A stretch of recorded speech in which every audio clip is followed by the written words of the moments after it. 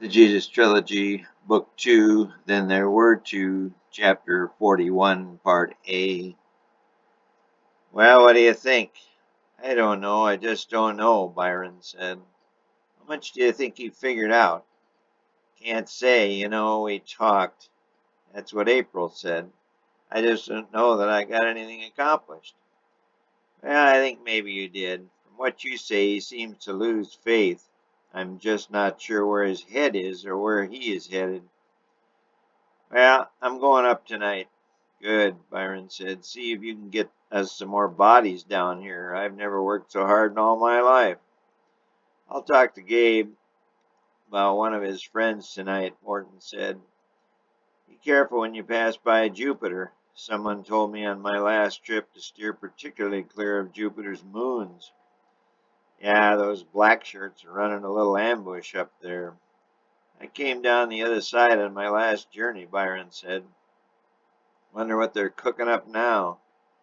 Oh, they got Jezzy, old Jezebel, perched on that jagged crater edge. She's got nothing on, and they've filled the crater with warm water, so it looks for all the world like one of those large jacuzzis back home in Orion. Boy, what I wouldn't give to be soaking in one of those hot tubs right now with a couple of beautiful women on each wing, Byron said, a wry smile creasing his dusty face. Me too. How long you got left on this tour of duty? Morton asked his friend. Another month. I can hardly wait to get that Jezzy in that tub, Byron said, his eyes twinkling. Byron, Morton exclaimed. Worry not, my friend. By the time I get done with this tour and these stupid, or weak-minded humans, sorry, your assessment is right on.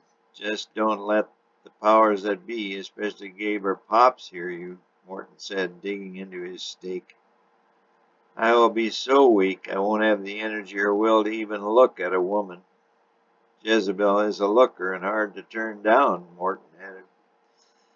Byron looked out the window towards the moon. Jupiter had not yet risen in the night sky. You know from experience? Morton lowered his eyes and chewed faster, answering Byron's question. He quickly changed the subject. I'll be so glad to get back up there to Saturn. There's just nothing to do down here on this planet. But Byron wouldn't let it go. Yeah, I hear you anyway. I hear they keep all the other moons of Jupiter on the side away from this planet Earth so they can't be seen.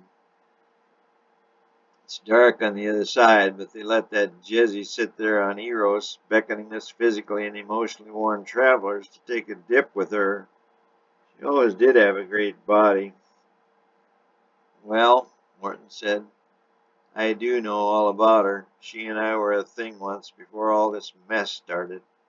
She was always kind of a hothead, and now I hear she is just plain vicious. Yeah, I think you should tell them up there to send out a few more patrols. Even though we have a 2-to-1 advantage, we are losing some to the enemy each month. Myron let out a sigh, partly from exhaustion and partly from a sense of futility. He was not sure Pops and Gabe could win this war on this planet. I hear you, bro. At least it's not like these humans. They just plain die. Sleep, Gabe calls it, but they're dead, stone cold dead. They don't move. Their spirit goes back to the source. Same thing, Morton said. Everyone we lose to the black shirts, well, they will most certainly die. You know Pops will not lose this war or any other. Well, you be careful on your way back home. That Jezzy is an old fox, Byron said between bites. Oh, don't worry about me. I hate all those black shirts with a passion. If it weren't for them, we could all be living the easy life back in Orion, flying around from galaxy to galaxy. But here we sit in this god-forsaken earth, working like crazy and fighting our former friends and brothers and sisters. And for what? With these weak-brained, thankless humans. Did you see some of the stuff that goes on lately? Morton said. Nothing new in Judea, Byron said, just the same old, same old. Well, if you get a few minutes between jobs in the next month, go over and look at Rome, Morton said. They're using lions to kill people. Some arena called the Colosseum. You can't be serious, Byron said in amazement. His mouth had spontaneously dropped open and its contents landed on his coat. He quickly brushed the spilled food onto the floor. It's true. They call it sport for the upper class, the royalty, Morton said.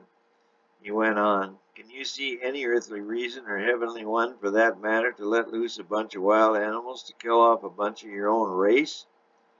Even us angels couldn't dream up something that stupid. Well, I've seen a few stupid things that we've done. Remember when they had that massive electronic sign advertising tours of Jupiter? Wine, women, and song? Great buffets? One of my buddies said one was 1,000 miles long, Byron said, licking his fingers as he downed the last of his 24-ounce porterhouse. Yeah, Morton concurred.